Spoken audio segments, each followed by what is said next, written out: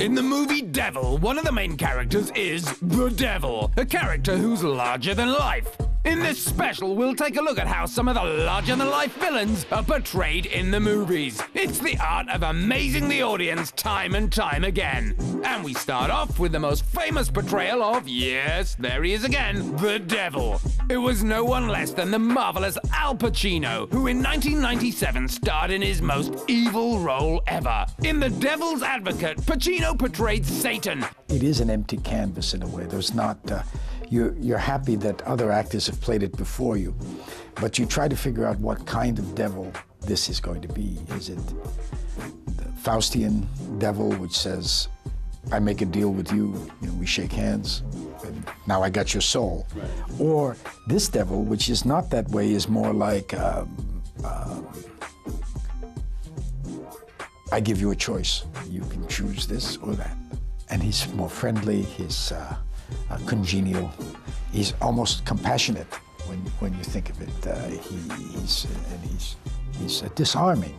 Surely there must be some devilish people in Hollywood providing plenty of inspiration for Pacino. I might have met them, but I didn't know it. I think that's the secret. I think there's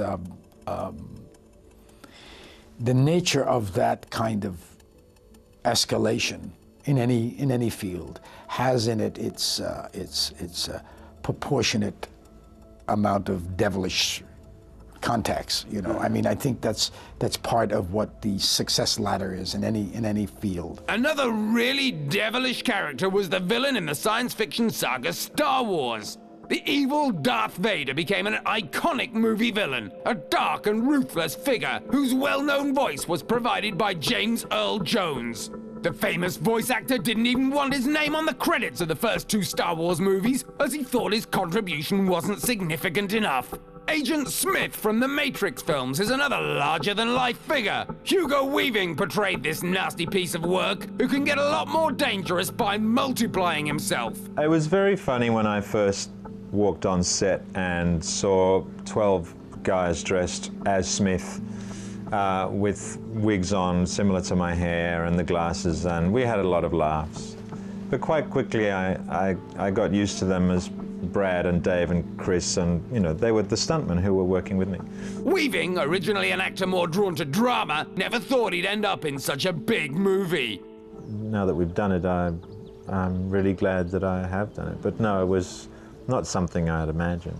And we end with the enigmatic, twisted character from The Dark Knight, the monstrous Joker. Heath Ledger's character reached its pinnacle with his performance. The late actor will always be remembered for his portrayal of Batman's most sinister nemesis. For me, the important thing about Heath and Heath's performance and the way I'd like it to be appreciated is that it gets seen by as many people as possible, and that they react in the way that I was hearing audiences react in the multiplex. I think he would have been very proud of what he'd achieved. I mean, he was extremely engaging and frightening to the audience, and that was very much what he wanted to do. Comic book adaptations like Spider-Man and The Dark Knight usually run the risk of flooding the movie with villains. Heath Ledger's co-star Aaron Eckhart thinks The Dark Knight shows that a villain can be so much more than just the bad guy. I think that there are different levels in terms of the, who's bad, and I think Heath gives such a wonderful performance that, it's clear who is the bad man, but there's also different psychological levels. I mean, everybody is working on so many different levels between psychopathy and self-doubt that really you're not even talking about villains anymore, you're talking about human behavior.